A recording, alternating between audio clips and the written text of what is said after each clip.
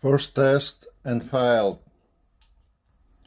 Water is leaking on the joint between alu pipe and copper pipe. I need to figure out better compound. The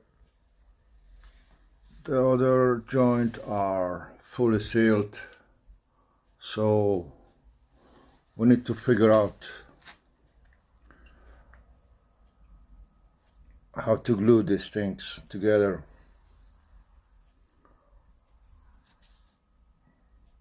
We'll be okay. We'll see. Thanks.